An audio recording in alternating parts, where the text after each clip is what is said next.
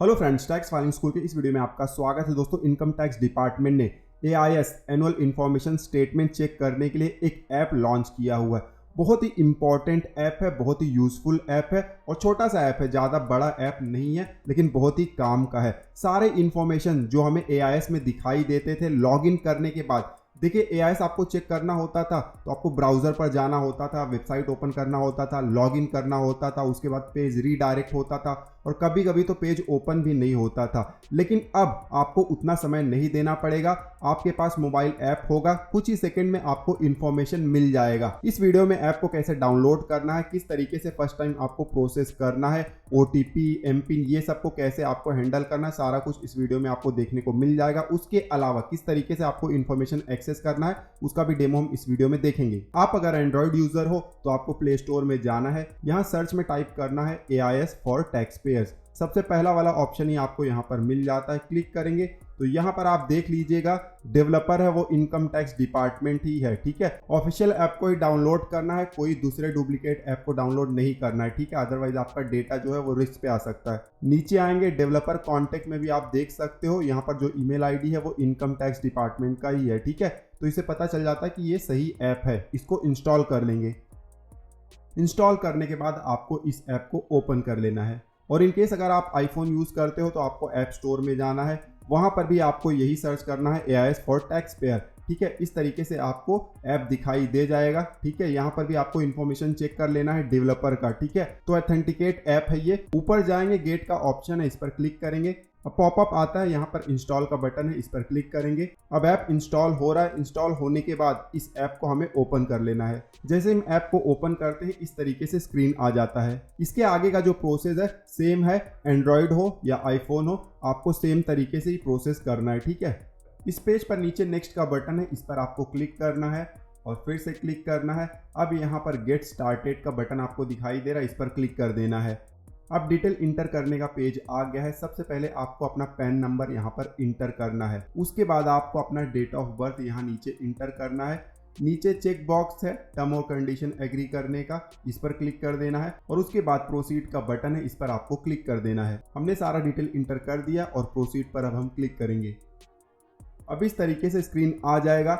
यहाँ पर हमें बोला जा रहा है कि आप अपना मोबाइल नंबर और ईमेल ID इंटर करिए। ध्यान दीजिएगा, जो पोर्टल पर अवेलेबल है वही ईमेल ID और वही मोबाइल नंबर आपको यहाँ पर इंटर करना है। दूसरा कोई भी ईमेल ID या मोबाइल नंबर इंटर नहीं करना है। मिसमैच होगा तो ये आगे बढ़ेगा नहीं। अगर आपका मोबाइल नंबर या ईमेल ID रॉन्ग है तो सबसे पहले ई फाइलिंग पोर्टल पर जाइए और वहाँ प्रोफाइल में जाके उसको सही कराइए। कैसे सही करना उसका ऑलरेडी हमने वीडियो बनाया हुआ है, तो आप चेकआउट कर सकते हो, लिंक आपको नीचे डिस्क्रिप्शन में मिल जाएगा। ठीक है, हमारे केस में हम जल्दी से यहाँ पर मोबाइल नंबर इंटर कर देंगे और ईमेल ID भी हम जल्दी से इंटर कर देंगे। डिटेल इंटर करने के बाद नीचे प्रोसीड का बटन है, इस पर हम क्लिक करेंगे। इस तरीके से कंफर्मेशन का पॉपअप मैसेज आ जाता है। यहाँ पर लिखा गया है कि मोबाइल नंबर और ईमेल ID आप सही डालिएगा, क्योंकि उस पर OTP भेजा जाएगा जो कि आपको नेक्स्ट स्क्रीन पर इंटर करना है। ठीक है, हम कंफर्म पर क्लिक कर देंगे। अब इस तरीके से OTP इंटर करने का हमें पेज आ जाता है।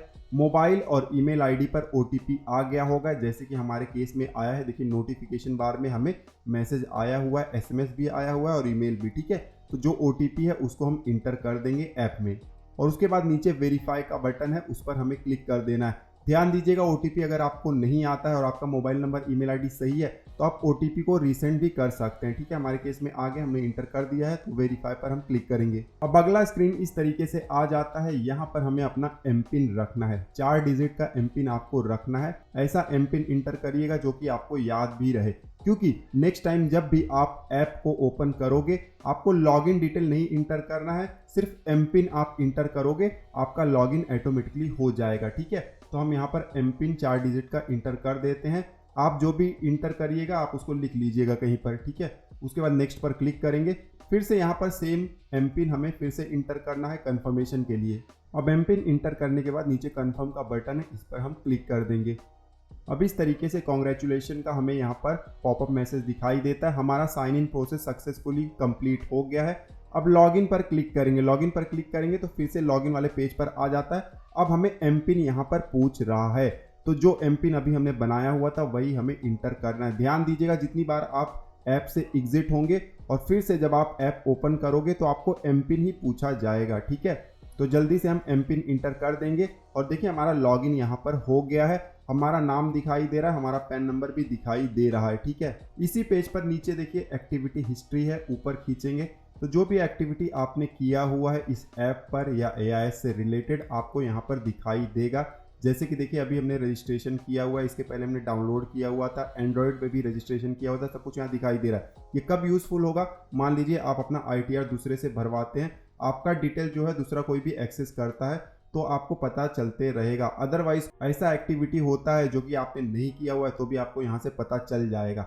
उसके बाद बीच में देखिए सबसे इंपॉर्टेंट है एनुअल इंफॉर्मेशन स्टेटमेंट AIS, जिसके लिए ये ऐप बनाया गया है। इस पर आपको क्लिक करना है। जैसे क्लिक करते हो आपको इस तरीके से एक डिस्क्लेमर दिखाई देता है। डिस्क्लेमर में यही लिखा गया है कि हो सकता है कि कुछ इन्फॉर्मेशन यहाँ पर आपको दिखाई ना दे, फ्यूचर में भी दिखाई ना दे, लेकिन आपने कोई ट्रांजैक्शन किया हुआ है। ठीक है, तो ITR भरते समय जो यहाँ पर दिखाई दे रहा है उसको भी कंसीडर करना है, जो यहाँ पर नहीं दिखाई दे रहा लेकिन आपने ट्रांजैक्शन किया हुआ है तो उसको भी कंसीडर करना है। ठीक है, तो फिलहाल नीचे एक चेक बॉक्स है, इसको सेलेक्ट करेंगे और ओके पर क्लिक कर देंगे।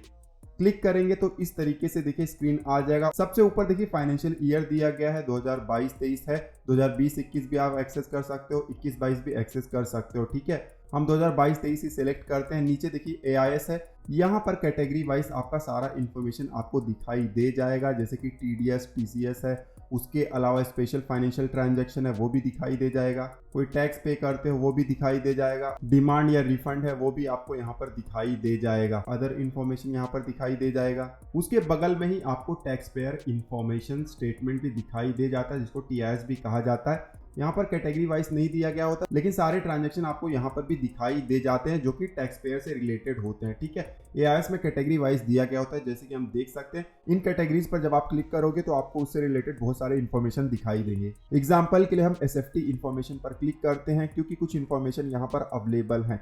तो इस तरीके से आपको पेज आ जाता है। क्लिक करने के बाद यहाँ पर शेयर मार्केट से रिलेटेड ट्रांजैक्शन हमें दिखाई दे रहे हैं। ये लमसम हमें यहाँ पर दिखाई दे रहा है, ट्रांजैक्शन और अमाउंट भी। और अगर डिटेल में इंफॉर्मेशन को जानना है तो ट्रांजैक्शन पर आपको क्लिक कर देना है। तो अब यहाँ पर देखिए एक नया पेज ओपन हो गया और यहाँ पर इंडिविजुअल ट्रांजैक्शन आपको दिखाई देता है, बहुत डिटेल में दिखाई देता है। एक पेज पर 40 एंट्री दिखाई देता है, जो कि हमारे केस में यहाँ पर 40 से ज़्यादा है। तो इस तरीके से आप इंफॉर्मेशन को डिटेल में भी एक्सेस कर सकते हो इस ऐप की मदद से।